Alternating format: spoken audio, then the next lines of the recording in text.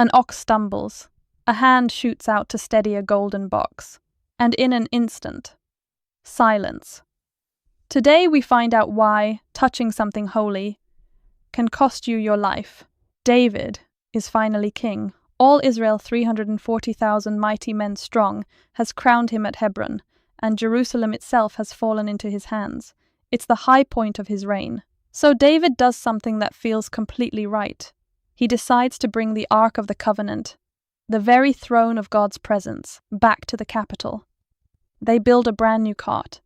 They load the Ark. The procession begins with music and celebration. And then the oxen stumble.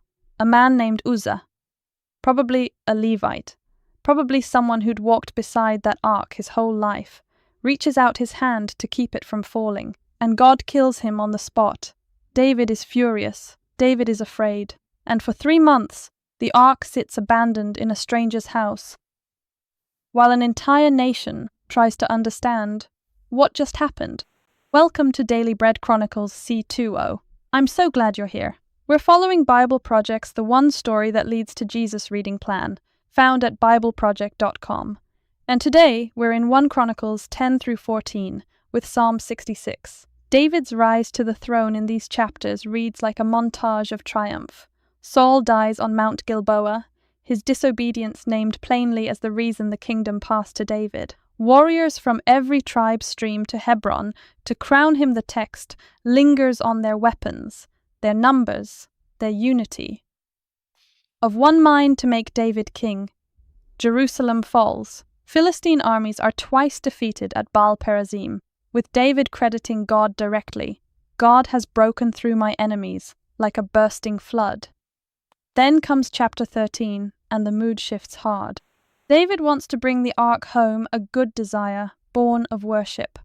But he moves it on a new cart, as the Philistines once did, rather than being carried on the shoulders of Levites, as God had specifically commanded in the law. When the oxen stumble, Uzzah reaches out to steady the ark. And God's anger burns against him for the irreverence, and he dies right there beside it. Did you know? The law required the ark to be carried on poles by Levites, never touched directly, and never hauled on a cart. Numbers 4:15. David's method, copying pagan practice, instead of following God's instructions, is likely the real failure here, not Uzzah's instinctive reach. Psalm 66 answers this tension beautifully. It calls all the earth to shout for joy to God, while also declaring, "You, God, tested us. You refined us like silver." Nearness to God has always been both glorious and wholly worth pursuing, never to be treated casually. Good intentions don't replace obedience. David wanted the right thing, but did it the wrong way. Where in your life might you be pursuing something good for God on your own terms instead of His? Have you ever had a good idea for God backfire because you skipped what He'd actually asked for? Tell me below. Chapter 10. Saul takes his life. Now the Philistines fought against Israel. The Israelites fled before them, and many fell dead on Mount Gilboa. The Philistines were in hot pursuit of Saul and his sons, and they killed his sons Jonathan, Abinadab, and Malchishua. The fighting grew fierce around Saul, and when the archers overtook him, they wounded him. Saul said to his armor-bearer, "Draw your sword and run me through, or these uncircumcised fellows will come and abuse me." But his armor-bearer was terrified and would not do it. So Saul took his own sword and fell on it. When the armor-bearer saw that Saul was dead, he too fell on his sword and died. So Saul and his 3 sons died, and all his house died together. When all the Israelites in the valley saw that the army had fled, and that Saul and his sons had died, they abandoned their towns and fled, and the Philistines came and occupied them. The next day, when the Philistines came to strip the dead, they found Saul and his sons fallen on Mount Gilboa. They stripped him, and took his head and his armor, and sent messengers throughout the land of the Philistines to proclaim the news among their idols and their people. They put his armor in the temple of their gods and hung up his head in the temple of Dagon. When all the inhabitants of Jabesh-Gilead heard what the Philistines had done to Saul, all their valiant men went and took the bodies of Saul and his sons and brought them to Jabesh. Then they buried their bones under the great tree in Jabesh, and they fasted 7 days. Saul died because he was unfaithful to the Lord. He did not keep the word of the Lord, and even consulted a medium for guidance, and did not inquire of the Lord. So the Lord put him to death, and turned the kingdom over to David, son of Jesse. Chapter 11. David becomes king over Israel. All Israel came together to David at Hebron and said, "We are your own flesh and blood." In the past, even while Saul was king, you were the one who led Israel on their military campaigns. And the Lord your God said to you, "You will shepherd my people Israel, and you will become their ruler." When all the elders of Israel had come to King David at Hebron, he made a covenant with them at Hebron before the Lord, and they anointed David king over Israel, as the Lord had promised through Samuel. David conquers Jerusalem. David and all the Israelites marched to Jerusalem, that is, Jebus. The Jebusites who lived there said to David, "You will not get in here." Nevertheless, David captured the fortress of Zion, which is the city of David. David had said, "Whoever leads the attack on the Jebusites will become commander-in-chief." Joab, son of Zeruiah, went up first, and so he received the command. David then took up residence in the fortress, and so it was called the City of David. He built up the city around it, from the terraces to the surrounding wall, while Joab restored the rest of the city. And David became more and more powerful, because the Lord Almighty was with him. David's mighty warriors. These were the chiefs of David's mighty warriors. They, together with all Israel, gave his kingship strong support to extend it over the whole land. As the Lord had promised, this is the list of David's mighty warriors. Jashobeam, a Hachmonite, was chief of the officers. He raised his spear against 300 men, whom he killed in one encounter. Next to him was Eleazar, son of Dodai the Ahohite, one of the 3 mighty warriors. He was with David at Pas Dammim when the Philistines gathered there for battle. At a place where there was a field full of barley, the troops fled from the Philistines. But they took their stand in the middle of the field. They defended it and struck the Philistines down, and the Lord brought about a great victory. 3 of the 30 chiefs came down to David, to the rock at the cave of Adullam, while a band of Philistines was encamped in the valley of Rephaim. At that time, David was in the stronghold, and the Philistine garrison was at Bethlehem. David longed for water and said, "Oh, that someone would get me a drink of water from the well near the gate of Bethlehem." So the 3 broke through the Philistine lines, drew water from the well near the gate of Bethlehem, and carried it back to David. But he refused to drink it. Instead, he poured it out to the Lord. "God forbid that I should do this," he said. "Should I drink the blood of these men who went at the risk of their lives?" Because they risked their lives to bring it back, David would not drink it. Such were the exploits of the 3 mighty warriors. Abishai, the brother of Joab, was chief of the 3. He raised his spear against 300 men, whom he killed, and so he became as famous as the 3. He was doubly honored above the 3, and became their commander, even though he was not included among them. Benaiah, son of Jehoiada, a valiant fighter from Kabzeel, performed great exploits. He struck down Moab's 2 mightiest warriors. He also went down into a pit on a snowy day, and killed a lion. And he struck down an Egyptian, who was 5 cubits tall. Although the Egyptian had a spear, like a weaver's rod in his hand, Benaiah went against him with a club. He snatched the spear from the Egyptian's hand and killed him with his own spear. Such were the exploits of Benaiah, son of Jehoiada. He too was as famous as the 3 mighty warriors. He was held in greater honor than any of the 30, but he was not included among the 3. And David put him in charge of his bodyguard.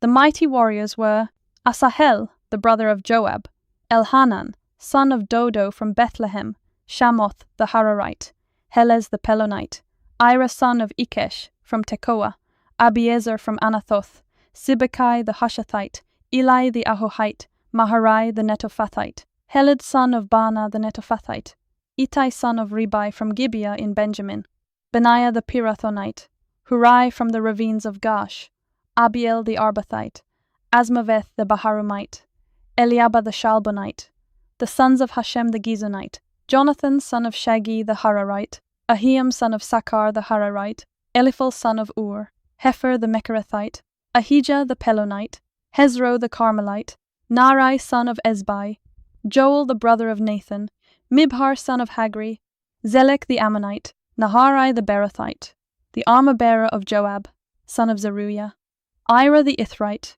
Gareb the Ithrite, Uriah the Hittite, Zabad son of Ahlai, Adina son of Sheza the Reubenite, who was chief of the Reubenites, and the 30 with him, Hanan son of Maacah, Joshaphat the Mithnite, Uzzah the Ashterathite, Shammah and Jael, the sons of Hotham the Arorite, Jediel son of Shimri, his brother Joha the Tizite, Eliel the Mahavite, Jeribai and Joshaviah, the sons of Elnam, Ithma the Moabite, Eliel, Obed, and Jasiel the Mesobite. Chapter 12. Warriors join David.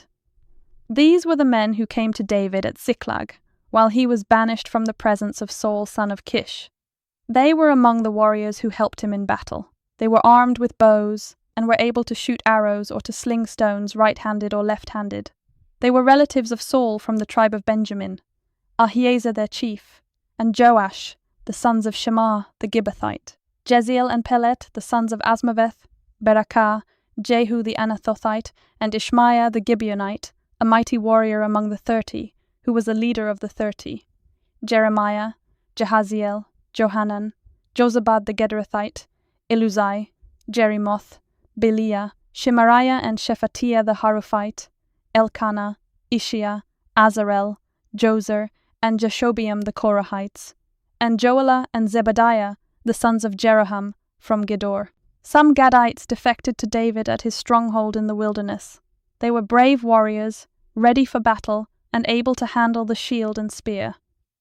Their faces were the faces of lions, and they were as swift as gazelles in the mountains. Ezer was the chief, Obadiah the second in command, Eliab the third, Mishmannah the fourth, Jeremiah the fifth, Attai the sixth, Eliel the seventh, Johanan the eighth, Elzabad the ninth, Jeremiah the 10th, and Machbanai the 11th. These Gadites were army commanders. The least was a match for 100, and the greatest for 1,000. It was they who crossed the Jordan in the first month, when it was overflowing all its banks, and they put to flight everyone living in the valleys, to the east and to the west. Other Benjamites and some men from Judah also came to David in his stronghold.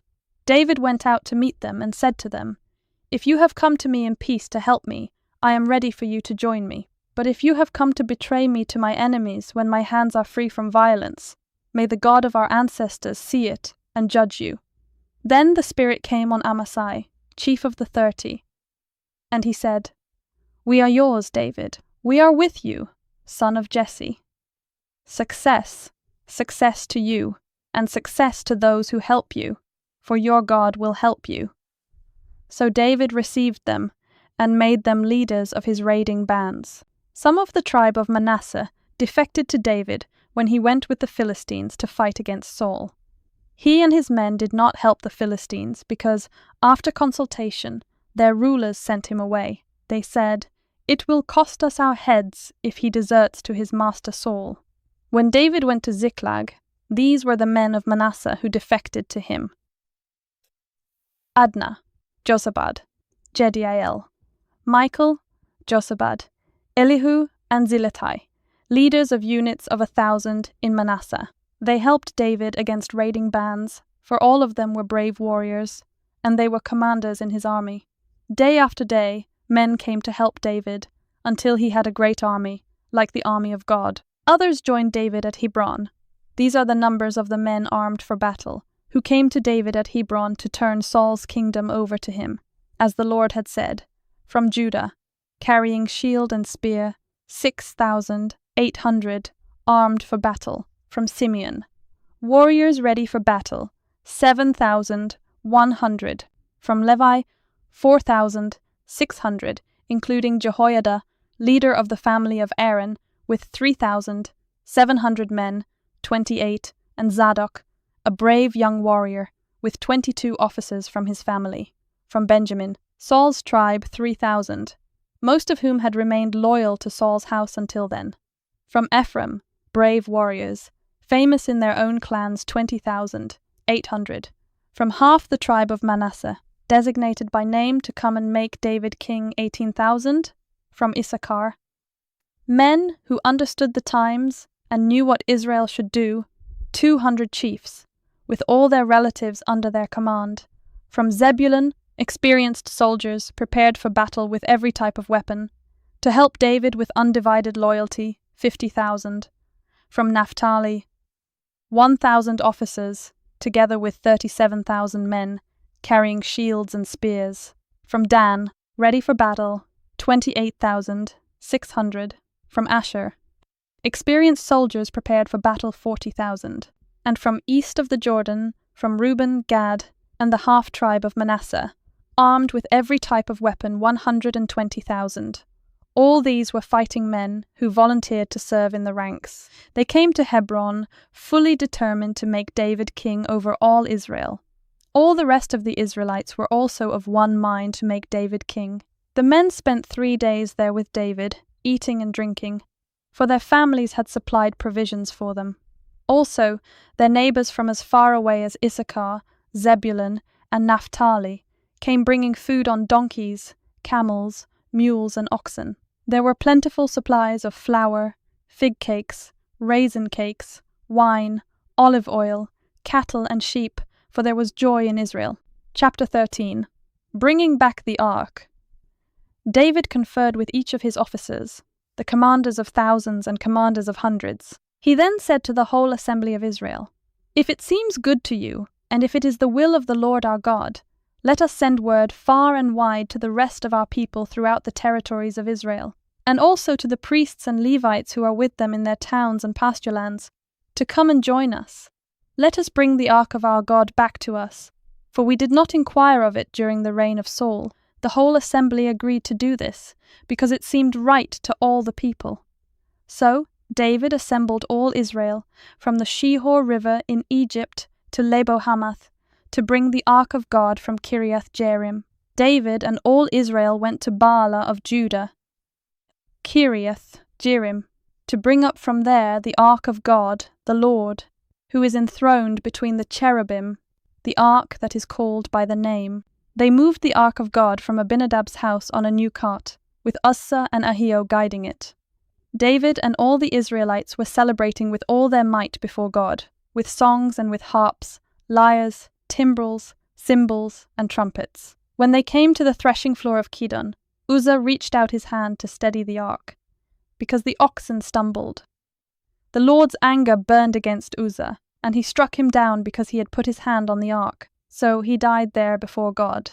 Then David was angry because the Lord's wrath had broken out against Uzzah, and to this day that place is called Perez Uzzah. David was afraid of God that day and asked, "How can I ever bring the ark of God to me?" He did not take the ark to be with him in the city of David. Instead, he took it to the house of Obed-Edom the Gittite. The ark of God remained with the family of Obed-Edom in his house for 3 months. And the Lord blessed his household, and everything he had. Chapter 14. David's house and family now. Hiram king of Tyre sent messengers to David, along with cedar logs, stonemasons, and carpenters to build a palace for him. And David knew that the Lord had established him as king over Israel, and that his kingdom had been highly exalted for the sake of his people Israel. In Jerusalem, David took more wives, and became the father of more sons and daughters. These are the names of the children born to him there: Shammua, Shobab, Nathan, Solomon, Ibhar, Elishua, Elpelet, Noga, Nepheg, Japhia, Elishama, Beliada, and Eliphelet. David defeats the Philistines. When the Philistines heard that David had been anointed king over all Israel, they went up in full force to search for him. But David heard about it and went out to meet them. Now the Philistines had come and raided the valley of Rephaim. So David inquired of God, "Shall I go and attack the Philistines? Will you deliver them into my hands?" The Lord answered him, "Go, I will deliver them into your hands." So David and his men went up to Baal-perazim, and there he defeated them. He said, "As waters break out, God has broken out against my enemies by my hand." So that place was called Baal-perazim. The Philistines had abandoned their gods there, and David gave orders to burn them in the fire. Once more the Philistines raided the valley. So David inquired of God again, and God answered him, "Do not go directly after them, but circle around them and attack them in front of the poplar trees. As soon as you hear the sound of marching in the tops of the poplar trees, move out to battle, because that will mean God has gone out in front of you to strike the Philistine army." So David did as God commanded him, and they struck down the Philistine army, all the way from Gibeon to Gezer. So David's fame spread throughout every land, and the Lord made all the nations fear him. Thank you for spending part of your day in God's Word with me. If this reading is feeding your soul, please like, subscribe, and share it with someone who needs it today. Tomorrow, we continue in 1 Chronicles chapters 15 through 17 with Psalm 67. Until then, remember, God isn't looking for our good intentions. He's looking for our obedience. God bless you, and I will see you in the Word tomorrow.